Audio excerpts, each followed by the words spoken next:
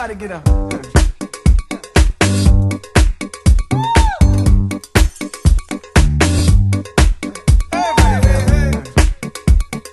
Alright everyone, end of the year, I did all the movies I saw except one because no one watched it. It's not going to get any awards. It's called Escape from Tomorrow. Don't really bother watching it. Anyway, now's the time when I look back and I decide the best and worst. I'm doing a top 10 best and 5 worst, and my top 10 best also has 5 honorable mentions. A quick side note, which kind of was weird for me, is usually I don't have many comedies in my top 10 list.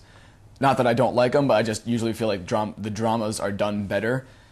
But actually, I think this year I have it written down here, and 6 of my top 10 I consider to be comedies. So it was a really good year for comedy.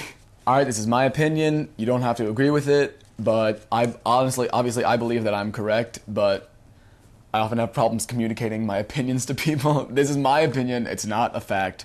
These are my 10 favorite of the year. Let's go. First, with honorable mention, in no particular order, we have Upstream Color.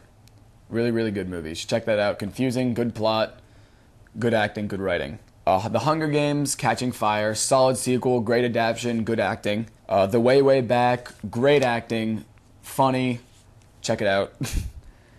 Star Trek Into Darkness, great sci-fi, good sequel, Benedict Cumberbatch was great.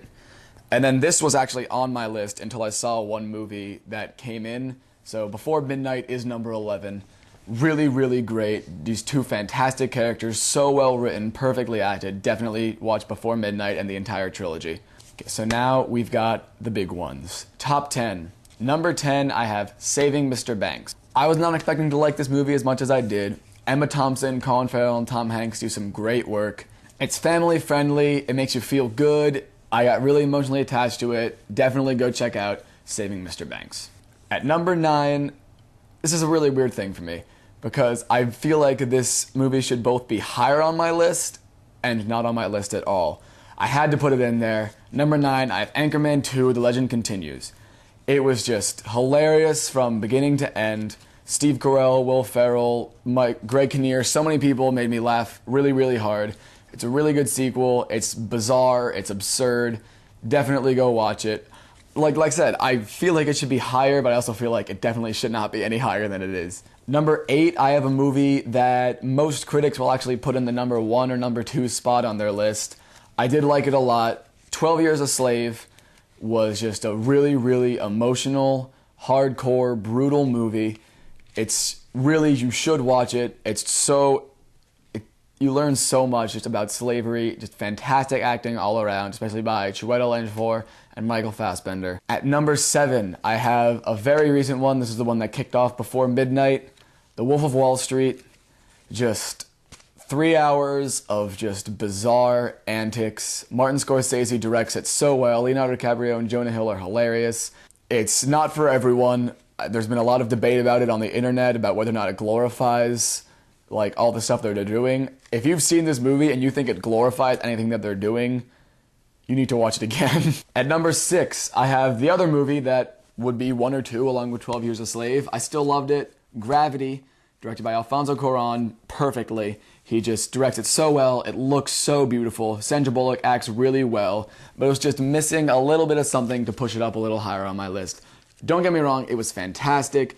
Great acting from beginning to end. Just so good direction.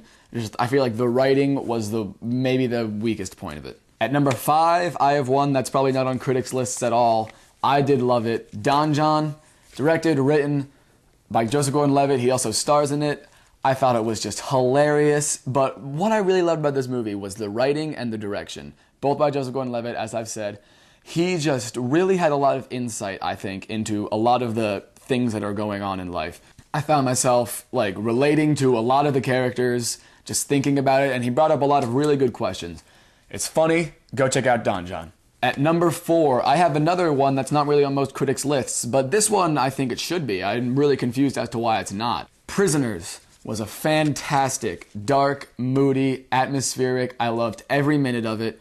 It was just so great acting. That was not grammatically correct. The writing and the direction were perfect. Hugh Jackman and Jake Gyllenhaal do some of their best work. Definitely check out Prisoners. At number 3, this movie I really, really think that this should not be on my list. But I can't not put it on my list, and I don't know how, but I can't move it down. I have to have it here. I'm sorry. Number 3, This Is the End, was just, oh my god. I laughed so hard doing this movie. I could not contain myself. I've seen it so many times after it because I own it. It's just still hilarious to me. And all the actors, they improv most of their stuff. It was hilarious. It was just, if you haven't seen This Is the End, it's a truly unique movie, and you should definitely go check it out. Now, between number 1 and number 2, I had a lot. This was the really hard decision for me because I loved both of these movies so much. It took me a really long time to decide which one I had at number 1. So if you want to, you consider these both number 1, but unfortunately, I can't do that. So number 2, I have The World's End. Edited and directed perfectly. It's just so fast-paced. It's British humor at its best. The finale of the Cornetto trilogy, the other 2 movies in that trilogy are fantastic. Everything about this movie came together perfectly. It had heart, the great actors, so funny, so well written. I absolutely loved The World's End. And at number 1, just barely edging out The World's End, I have American Hustle. Just everything about this movie was flawless to a T. I mean, the direction and writing by David O. Russell could not have been better. Like I said, it was literally better Goodfellas. The acting, every single actor in this, I loved. I loved all of their characters and all of the acting. Even though you're not even supposed to love some of them, I just couldn't. Like, I wanted every character to get what they wanted in the end, and although that's not possible, I loved all these characters. I loved the script. It was perfect. Great soundtrack. Great everything. This movie was perfect. It is the best of 2013. All right, yeah, and I didn't really say this at the beginning, but those are the nominees for the Falcon's Best Picture. I'll announce them again when I have the nominations video, but those are the nominees for Best Picture. And now we move on to the worst. I hated all of these movies. I think number 1 is obvious. I'm not going to say it now, but I think if you watched any of my reviews, not any, but if you watched this review, you know it's my number 1. Anyway, number 5, her worst movie of the year, Man of Steel. I'm not a big Superman guy, but I'm less of a Superman guy after seeing this movie. It was just dumb, I thought. The writing was not good. Zack Snyder didn't direct it very well. Henry Cavill and Amy Adams were bland. It was just not good for me. At number 4, we have Only God Forgives, a movie that tried to do a lot, but it tried way too hard, and it missed its mark by a lot.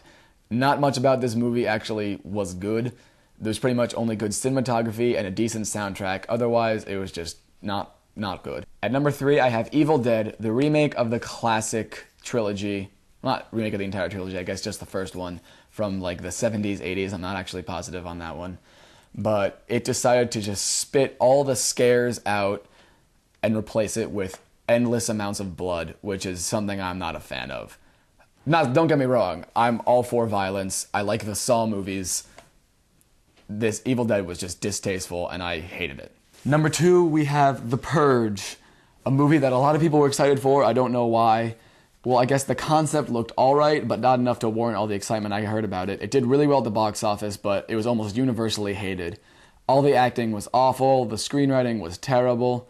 It was just directed badly, not even close to being scary, ruined a good idea. And number 1, Movie 43. Oh god, I'm not even going to say anything about Movie 43. If you want to know what I thought of Movie 43, go watch my 10-minute rant about what a terrible movie it is. It's just distasteful comedy, horrible, not a single funny moment. And I need to stop thinking about this movie because I'm going to get really mad again. Alright, so there it is. That's my recap of the year. I'm going to be hitting you up soon with the Falcons nominations, which I almost have done. So, goodbye.